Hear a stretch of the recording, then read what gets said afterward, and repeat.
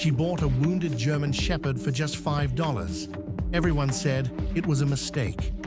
But just days later, that broken stray did something that made her collapse in tears. What Lily thought was a sad rescue turned out to be something far more unbelievable, and it would end up inspiring an entire town. Lily was only 7 when she first said, "One day, I'm going to find my real best friend." She just didn't know that day would come so soon. While exploring a neighbor's run-down property on the outskirts of town with her grandpa, something caught her eye near a rusted old barn. There, lying motionless in a bed of straw and mud, was a German Shepherd, thin, limping, his eyes dull, body scarred. He was loosely tied to a fence post, like he didn't matter. When Lily asked about the dog, the man just shrugged. "He's no good anymore. Hurt his leg. You want him? $5. Lily looked up at her grandpa, then reached into her pocket. She pulled out 5 crumpled dollars, the money she'd saved from gathering eggs and sweeping the porch for her grandma. Her hand trembled as she held out the bill. The man snatched it and muttered, "He's your problem now." But to Lily, he wasn't a problem. He was a promise. "Are you sure?" her grandpa asked gently. She nodded. "He needs someone. I think he picked me." They untied the dog carefully. He didn't fight it, just stood, weak but willing, and followed Lily home in silence. She named him Bruno, the name coming to her like a whisper. She made him a bed in the barn with old blankets and fresh water. "You're safe now, Bruno," she whispered. And for the first time, the dog let out a soft sigh, like he finally understood. He belonged. The first few days were hard. Bruno barely moved, barely ate. His limp was worse than she thought. He flinched at every sound, never barked, never growled, just watched the world with tired eyes. But Lily didn't give up. She sat beside him for hours, reading bedtime stories, sharing pieces of her sandwich, even placing her favorite stuffed animal beside him at night.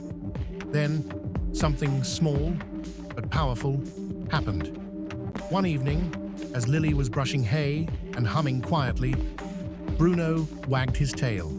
Just once. It was tiny, but to Lily, it meant the world. He wasn't just healing, he was learning to love again. Then things started getting strange. During a quiet evening, a military documentary played on TV. At the sound of marching boots, Bruno suddenly snapped to attention. Ears alert, body still, focused. Lily noticed. "Grandpa, why did he do that?" The next day, she dropped a bucket. Before she could react, Bruno darted in front of her, shielding her like a trained protector. Then came the moment that confirmed everything. Lily pointed her finger like a toy gun and shouted, "Bang!" Bruno instantly dropped, playing dead. No one had taught him that. Her grandfather stepped out onto the porch, eyes narrowed. "That dog's been trained," he said. "Serious training." It all became clear one evening when Lily wandered too close to the woods chasing butterflies. Suddenly, a wild boar burst through the brush, charging straight at her. Lily froze, but Bruno didn't. With terrifying speed, he lunged between her and the animal, barking with such power it echoed through the trees.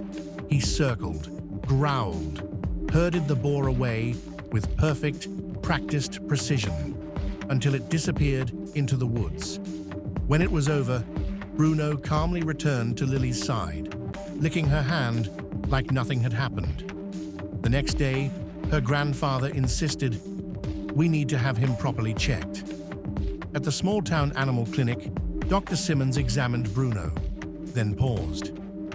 "There's something here," he muttered, pressing gently into the dog's neck. He pulled out a tiny metallic chip, damaged but still readable. What came up on the screen made the vet freeze. This dog isn't a stray. His name is Bravo 9. He was part of a military K-9 unit, presumed dead, in action 2 years ago. Lily gasped. Bruno. She dropped to her knees, eyes full of tears. Bruno licked her face gently, like he was saying, "It's okay. You were a hero before I met you," she whispered. "But now, you're my hero too." It didn't take long for Bruno's story to spread. Dr. Simmons told a local reporter, himself a veteran, and within days, a headline hit the paper, "Forgotten K-9 Hero Found by 10-year-old Girl." People came from all over. Some brought treats. Others just came to meet the dog, who came back from the dead. Neighbors, who once kept their distance, now left bones and thank you cards on the porch. One retired soldier drove 2 counties just to shake Lily's hand and salute Bruno. "He reminded us what loyalty looks like," he said. Standing before a small crowd, Lily looked down at Bruno. "I didn't know who he was when I gave that $5, she said, voice trembling. "I just knew he needed someone, and maybe I did too."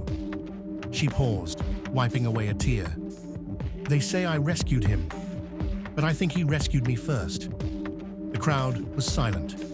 Bruno stood beside her, strong and calm, tail wagging gently as if he understood every word. Lily leaned down, wrapped her arms around him, and whispered, "You're my best friend." And in that moment, there wasn't a single dry eye in sight.